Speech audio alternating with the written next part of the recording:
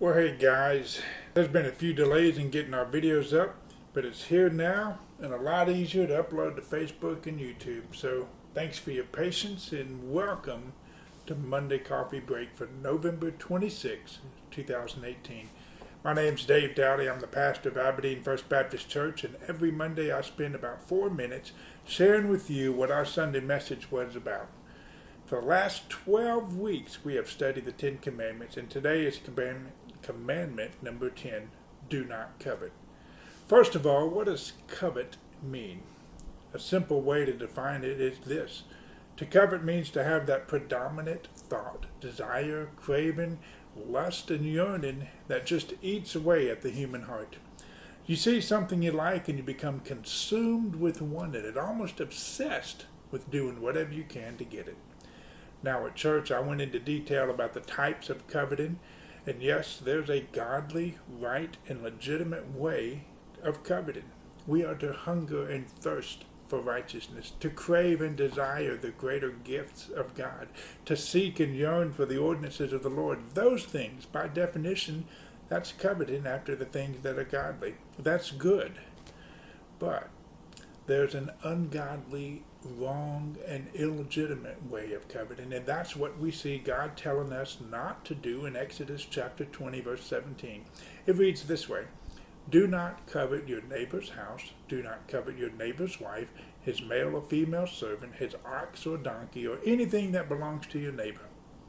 You see, the type of coveting God is warning us not to have is one that is seeking our own pleasure and glory. The focus is inward. In fact, this is an inward sin, a sin of the heart. That's what makes the 10th commandment different from all the other 9 commandments. This inward sin leads to the outward sins. It could be said that all the other sins are a result of this one, covetousness. I know we just finished this year's biggest shopping weekend where we see what we want and we do what we need to do to get it. But be careful. We have got to keep our desires and cravings and yearnings in check. Don't let it consume you.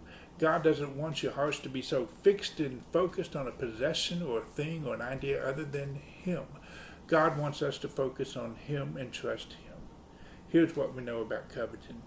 It can enslave you and make you so fixated on the next new, bigger thing that you won't even be satisfied.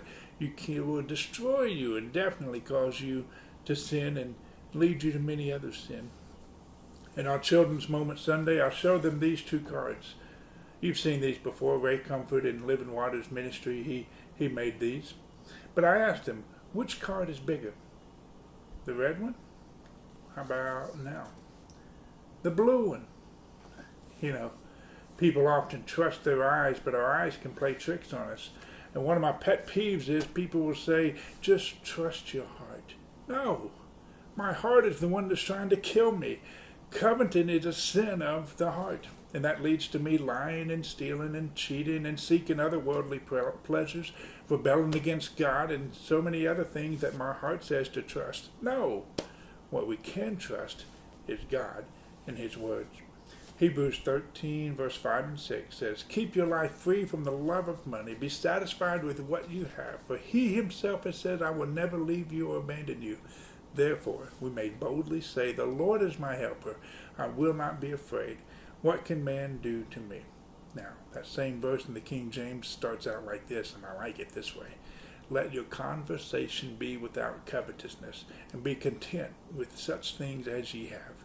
So, in between the sips of coffee that you have, pray to God, commit your heart to obeying Him, and commit all your conversations for today to being without covetousness. And thank God for what He gives you and what He provides for you. Enjoy your coffee. I'll see you next Monday on Monday Coffee Break.